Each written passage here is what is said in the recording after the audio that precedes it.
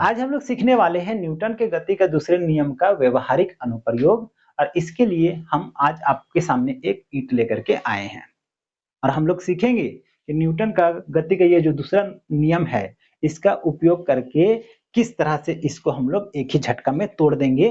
तो सोचिए, अगर आप क्लास 9 का न्यूटन का गति का दूसरा नियम को अच्छा से समझिएगा तो इतना मोटा जो ईंट है इसको भी आप एक ही झटका में तोड़ दीजिएगा। लेकिन इसको तोड़ेंगे हम लोग बाद में। अभी थोड़ा सा हम लोग कुछ वीडियो क्लिप देख लेते हैं, उसके बाद देखेंगे कि न्यूटन का गति का दूसरा नियम कहता क्या है और इसका व्यवहारिक अनुप्रयोग कहाँ-कहाँ है। तो सबसे पहले देखिए, ये जो क्रिकेटर है, ये अपना बॉल को पकड़ने के बाद अपना हाथ को अपनी ओर खींच रहा है।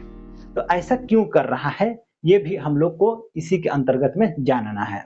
दूसरा, ये जो वीडियो है इसमें देखिए, यहाँ जो ये दौड़ते आया और दौड़ने के बाद कहाँ पर ये जंप कर रहा है, तो देखिए ये स्पंज पे जंप कर रहा है।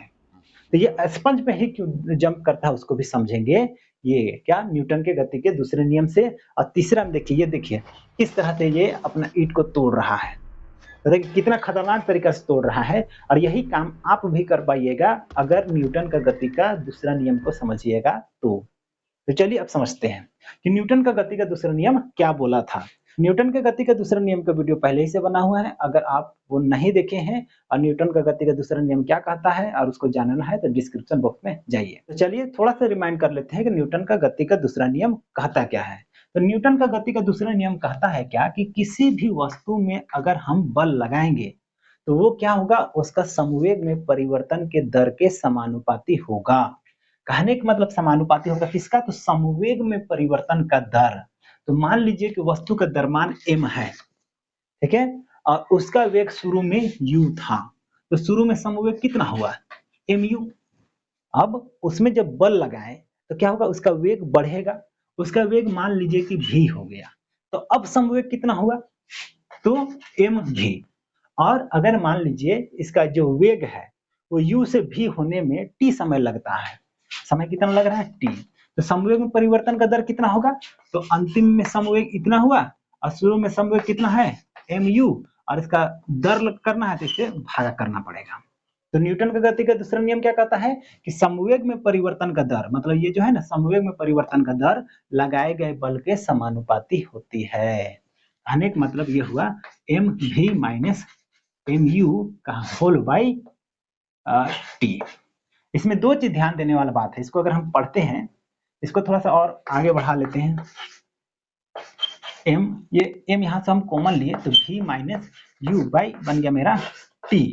और ये हुआ मेरा f directly proportional to m। ये क्या है, वेग में परिवर्तन। वेग में परिवर्तन को जनरली हम लोग डेल्टा v से दिखाते हैं बाई t। अब देखिए इसको हम लोग पढ़ सकते हैं दो तरह से, क्या कि f जो है वो डायरेक्टली प्रोपोर्शनल है किसका, तो m delta v by t। या तो पढ़ सकते हैं क्या कि f जो है वो इनवर्सली प्रोपोर्शनल है t का।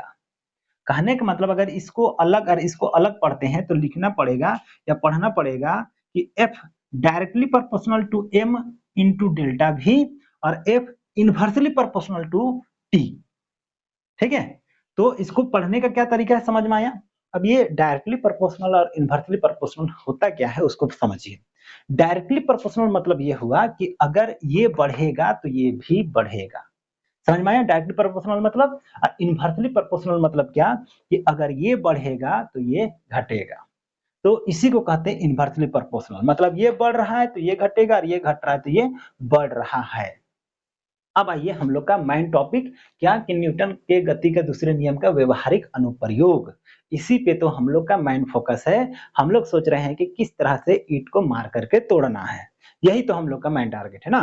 तो चलिए पहले हम लोग देख लेते हैं कि ये जो क्रिकेटर है वो बॉल को पकड़ रहा है, पकड़ करके अपने तरफ खींच रहा है।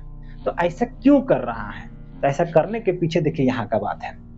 जब क्रिकेटर बॉल को पकड़ा, अब पकड़ करके जब वो पीछे खींचा तो क्या हुआ कि जो है गेंद का जो वेग है वो 0 होने के लिए क्या हुआ, समय बढ़ गया। पकड़ा और खींचा, पकड़ा और खींचा। या देखिए उसका शरीर भी जो है ना वो थोड़ा सा डाउन होता है। तो इस तरह से हाथ को भी खींचा, अपना शरीर को भी थोड़ा झुका रहा है। तो इससे क्या हो रहा है, तो ये टाइम बढ़ जा रहा है। और जैसा कि मैंने अभी बताया कि एफ जो है वो क्या है, टी का इनवर्सली प्रोपोर्शनल है, उल्टा अनुपात है। मतलब ये बढ़ेगा तो ये क्या होगा, घटेगा। कहने का मतलब ये है कि बॉल जब उतना भारी बॉल जब हाथ में पड़ेगा और डायरेक्ट पकड़ लेंगे तो क्या होगा, ये कम हो जाएगा, और ये कम होगा तो क्या होगा, ये बढ़ जाएगा। मतलब बहुत ज्यादा फोर्स इसमें लगेगा, और ऐसा स्थिति में क्या होगा, हाथ पर टूट सकता है या हाथ में चोट लग सकता है, या तो हो सकता है कि बॉल जो है वो हाथ से फिसल जाए। इसलिए कभी भी अगर आप क्रिकेट खेलते हैं तो क्या कर कीजिएगा कि बॉल को पकड़ने के बाद उसको थोड़ा-सा अपने तरफ खींचना है, शरीर को भी थोड़ा-सा झुका लेना है। तो ऐसा स्थिति में ये बढ़ेगा और ये क्या हो जाएगा, कम हो जाएगा, आपका हाथ में चोट नहीं लगेगा। और एग्जाम में यही चीज़ को आपको पूछता है कि क्रिकेटर जो है वो बॉल को पकड़ते ही अपना हाथ को पीछे क्यों खींचता है? ये पूछता है। तो आपको क्या कहना पड़ेगा? बताना पड़ेगा कि जब क्रिकेटर बॉल को पकड़ता है और हाथ को पीछे खींचता है तो टाइम बढ़ जाता है, और टाइम बढ़ने से उसका हाथ में कम बल लगता है और वो आसानी से उसको कैच कर लेता है। अब इसी सिद्धांत पर देखिए ये तीसरा वाला जो वीडियो है, सॉरी दूसरा वाला जो वीडियो है, इसमें ये जो जंप कर रहा है, जंप करने के बाद अगर सोचिए कि ये किसी पत्थर पे गिरता तो क्या होता? तो क्या होगा, ये तुरंत 0 हो जाएगा। कहने का मतलब टाइम जो है वो कम हो जाएगा, उसका वेग को 0 होने के लिए, और ये कम हुआ तो ये बढ़ जाएगा। तो इसलिए क्या किया जाता है, कभी भी अगर आपको दौड़ना है या जंप करना है तो क्या करना है, मुलायम वाला सतह पे ही जंप करना है। इसी तरह से कभी भी अगर आप हाई जो वॉल है, दीवार जो ऊँचा है वहाँ से अगर जंप करते हैं, तो फ़िल्मी स्टाइल में एकदम जंप किया और एकदम खड़ा नहीं हो जाना है। क्यों? क्योंकि वैसा स्थिति में आपका जैसे ही ज़मीन में टच कीजिएगा और तुरंत आपका वेग जो है वो क्या हो जाएगा, 0 हो जाएगा, मतलब ये घट जाएगा। और ये घटेगा तो ये बढ़ेगा, और ये बढ़ेगा मतलब बल आप में ज़्यादा लगेगा और आपका हाथ-पैर टूट जाएगा। तो करना ये है कि जैसे ही जंप कीजिएगा और ज़मीन में आपका पैर सटा, तो आपको क्या करना है, बैठ जाना है। अब बैठने के बाद अगर हो सके तो 1-2 बार लुढ़क भी जाना है। तो वैसा कीजिएगा तो सेफली आप बच जाइएगा। ये है साइंस, ठीक है? चलिए देख लेते हैं कि ये जो प्लेयर है वो किस तरह से यहाँ का ईंट को तोड़ रहा है, और हम लोग ये जो ईंट रखे हैं इसको भी तोड़ करके देखेंगे। तो सबसे पहले चलिए समझ लेते हैं कि इसको तोड़ने का, या जो अभी तोड़ेंगे उसके पीछे क्या साइंस है। तो सबसे पहला ज़रूरी बात ये है कि कोई भी काम को करने से पहले उसके लिए प्रैक्टिस करना पड़ता है। तो अगर आपको ईंट को तोड़ना है तो सबसे पहले आपका हाथ को थोड़ा मजबूत तो करना ही पड़ेगा। उसके बाद साइंस लगाइएगा तो आसानी से टूटेगा। अगर आप बिना साइंस लगाए हुए तोड़ना चाहिएगा तो मुश्किल होगा, लेकिन हाथ आपका मजबूत हो और साइंस लगा दीजिएगा तो तुरंत टूट जाएगा। तो चलिए समझते हैं। तो पहले तो देखिए ये जो प्लेयर है वो बार-बार फाइटिंग करके क्या करता है, अपना हाथ को मजबूत करके रखा है। और दूसरा, इसका फाइटिंग करने की स्टाइल देखिए कितना कम टाइम में मारता है। कहने का मतलब बहुत तेज़ी से मार रहा है। अब सोचिए ये ज़्यादा है, वेग स्पीड से मार रहा है, और दूसरा क्या, टाइम कम, बहुत कम समय में मार देता है। तो क्या होगा? ये कहता है, ये जो फ़ॉर्मूला ये कहता है क्या, कि एफ बढ़ेगा कब? जब ये बढ़ जाए और दूसरा ये घट जाए। आप सोचिए ये स्पीड से मारा तो क्या हुआ, ये घट गया। साथ ही साथ बहुत स्पीड से मारा, एकदम फट से ही कर दिया, रोक दिया। तो क्या हुआ, ये टाइम घट गया। तो ये बढ़ गया और ये घट गया। तो ये घटता है तो क्या होता है, ये बढ़ता है। और ये बढ़ता है तो क्या होता है, ये भी बढ़ता है। क्यों? क्योंकि ये जो है वो डायरेक्टली प्रोपोर्शनल है डेल्टा V का, और F जो है वो डायरेक्टली इनवर्सली प्रोपोर्शनल है T का। तो यही 2 टेक्निक को ये यहाँ पर लगाता है। डेल्टा V कहने का मतलब स्पीड बढ़ा दिया है, और टाइम को घटा दिया है। मतलब स्पीड से कम समय के लिए मारता है तो ये तोड़ पाता है।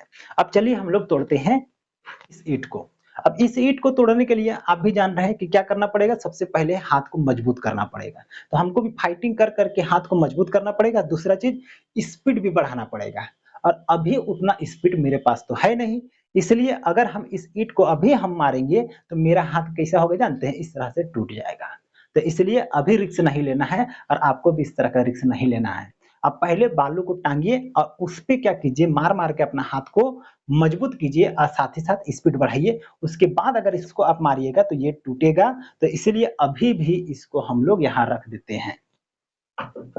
तो उम्मीद करते हैं कि न्यूटन के गति का दूसरा नियम का व्यवहारिक अनुप्रयोग आपको समझ में आया होगा। इसके अंतर्गत हम लोग सीखे कि जो क्रिकेटर है वो बॉल को पकड़ करके अपना हाथ को पीछे क्यों खींचता है, ये हम लोग जान गए। दूसरा, कि जब हाई जंप से कोई व्यक्ति नीचे डाउन होता है तो वो हमेशा स्पंज में ही क्यों गिरता है या गद्दे में ही क्यों गिरता है, इसको भी हम लोग जान लिए। तीसरा कि कराटे का जो खिलाड़ी है वो एक ही झटका में किस तरह से पत्थर को तोड़ देता है या ईंट को तोड़ देता है, ये भी जान लिए। तो आज के लिए इस वीडियो में इतना ही।